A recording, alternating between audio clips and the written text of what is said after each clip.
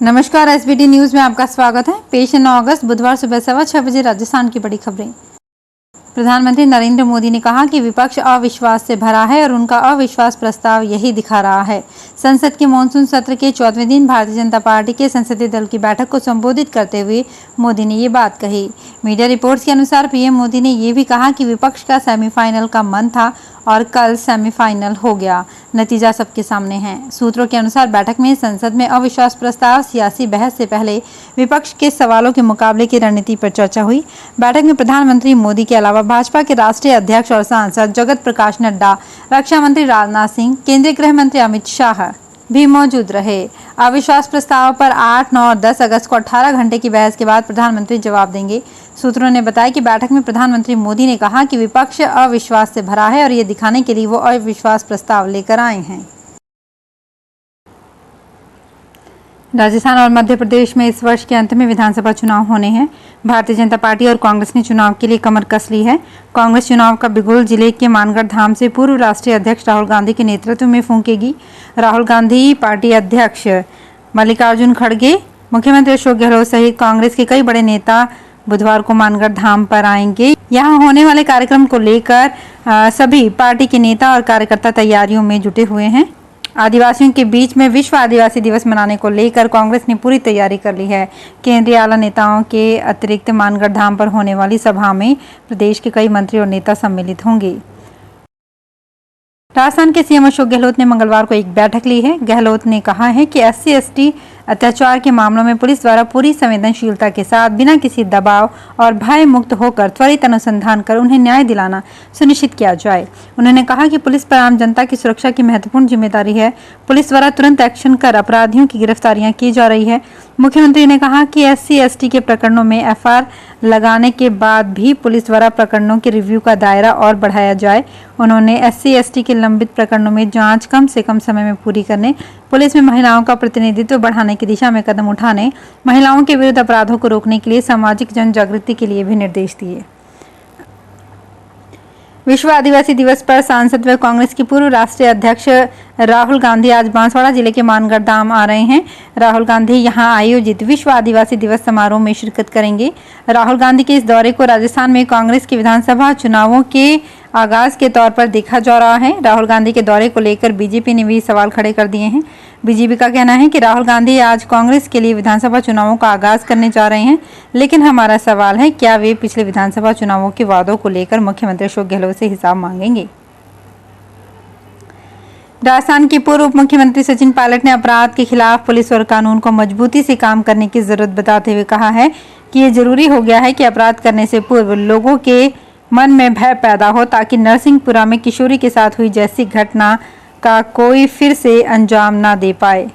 Pilot ने भीलवाड़ा जिले के कोटड़ी क्षेत्र के नरसिंहपुरा गांव पहुंचकर नाबालिग के सामूहिक दुष्कर्म व हत्या के मामले में पीड़ित परिवार से मिले और उन्हें ढांढस बंधाया और इसके बाद मीडिया से बातचीत में ये बात कही। राजस्थान के मुख्यमंत्री अशोक गहलोत ने आज 9 अगस्त को विश्व आदिवासी दिवस पर प्रदेशवासियों को हार्दिक बधाई और शुभकामनाएं दी है। इस अवसर पर गहलोत ने कहा कि आदिवासी समाज की परंपराएं और रीति रिवाज हमारी सांस्कृतिक विरासत का अभिन्न अंग है। हमारे आदिवासी भाइयों और बहनों ने समय समय पर मातृभूमि की रक्षा के लिए बलिदान दिए हैं। आज़ादी के आंदोलन में भी उनका महत्वपूर्ण योगदान रहा है।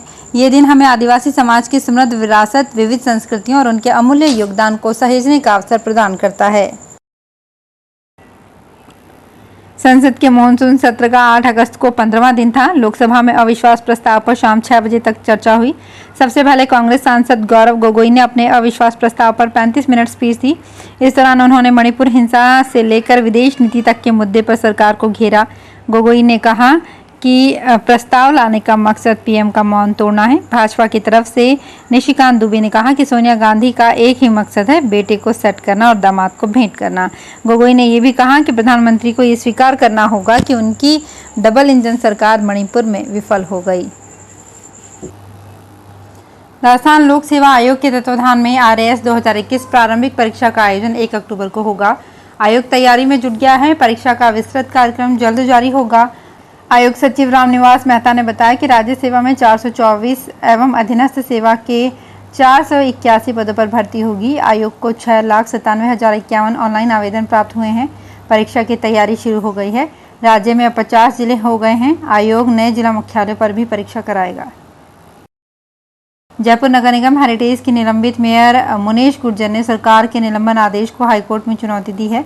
हाईकोर्ट में याचिका दायर करके मुनेश गुर्जर की ओर से कहा गया है कि सरकार ने उनके निलंबन से पूर्व कोई जांच नहीं की है। गलत तथ्यों के आधार पर आनन फानन में निलंबित किया गया है, जबकि एसीबी ने उन्हें आरोपी भी नहीं माना है। दरअसल मुनेश गुर्जर के पति और 2 दलालों को एसीबी ने रिश्वत लेने के मामले में गिरफ्तार किया था। इसके बाद 5 अगस्त को मुनेश गुर्जर को निलंबित किया गया था।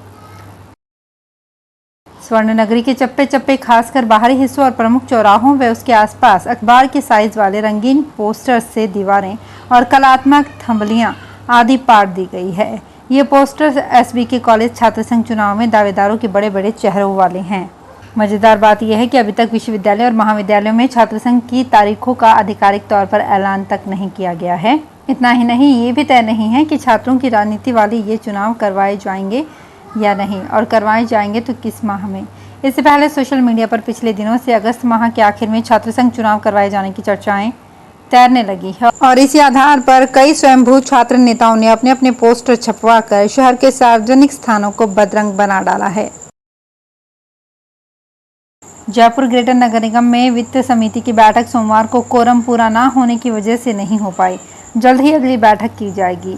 समिति अध्यक्ष शील धाबाई ने कहा कि मिलीभगत कर बैठक को रोका जा रहा है, आर्थिक अनियमितता की जा रही है। मैं भ्रष्टाचार बर्दाश्त नहीं करूंगी। अधिकारी मनमानी कर रहे हैं। कचरा संग्रहण व्यवस्था के टेंडर अपने स्तर पर किए गए हैं। एनएस पब्लिसिटी पर भी चर्चा होनी थी, लेकिन समिति के सदस्यों को रोका गया ताकि बैठक नहीं हो पाए। बस्सी में संचालित राजस्थान की एकमात्र टमाटर मंडी को ही इन दिनों टमाटर नसीब नहीं हो रहे हैं, बल्कि इस मंडी में ही टमाटर बेंगलुरु व अन्य राज्यों से मंगवाना पड़ रहा है। सरकार ने बस्सी इलाके में टमाटरों की अधिक पैदावार होने से किसानों की सुविधा के लिए टमाटर मंडी चालू की थी, लेकिन इस बार टमाटर मंडी में ही टमाटरों की किल्लत है। उल्लेखनीय है कि इस वर्ष गत महीने से टमाटरों के भाव में एकदम उछाल आया और उतना पिछला किसी भी वर्ष में नहीं आया। जिन किसानों के पास टमाटरों की पैदावार थी वे किसान मालामाल हो गए और वर्तमान में यहाँ बेंगलुरु का टमाटर चल रहा है। राजस्थान के कोटा जिले में चुनाव आयोग के निर्देशन में जिला निर्वाचन कार्यालय ने विधानसभा चुनाव की तैयारियों को लेकर तैयारियां शुरू कर दी है। इसी साल प्रस्तावित विधानसभा चुनाव के लिए कोटा उत्तर और लाडपुरा विधानसभा क्षेत्र के सेक्टर और पुलिस अधिकारियों को प्रशिक्षण दिया गया। जिला निर्वाचन अधिकारी ओपी बुनकर ने प्रशिक्षण में उपस्थित अधिकारियों को संबोधित करते हुए कहा कि सभी अधिकारी गहनता से प्रशिक्षण लेकर चुनाव आयोग के नवीन दिशा निर्देशों की जानकारी प्राप्त कर सफलतापूर्वक चुनाव कराने के लिए तैयार रहें। राजस्थान सरकार ने कांग्रेस की जयपुर नगर निगम हेरिटेज महापौर मुनेश गुर्जर को शनिवार रात 1:45 पर निलंबित कर दिया। पट्टे जारी करने के एवज में पैसे लेने के मामले में एसीबी की गिरफ्त में आए महापौर पति सुशील गुर्जर के साथ मुनेश गुर्जर की भूमिका भी प्रथम दृष्टया संलिप्तता मानी गई है। वहीं दूसरी ओर जयपुर ग्रामीण के चाकसू पंचायत समिति प्रधान उगंता देवी चौधरी को सोमवार को पंचायती राज विभाग ने निलंबन के आदेश जारी कर दिए। जानकारी के अनुसार प्रधान पति बद्री नारायण चौधरी के खिलाफ सरपंच और पंचायत समिति सदस्यों से विकास कार्य स्वीकृत करवाने के एवज में कमीशन की मांग करने की शिकायत की गई थी। भारत की आज़ादी के 76वें वर्षगांठ के कार्यक्रम में अमेरिकी सांसद रो खन्ना और माइकल वॉल्स शामिल होंगे। ये दोनों सांसद अमेरिका में इंडिया कॉकस के सदस्य भी हैं।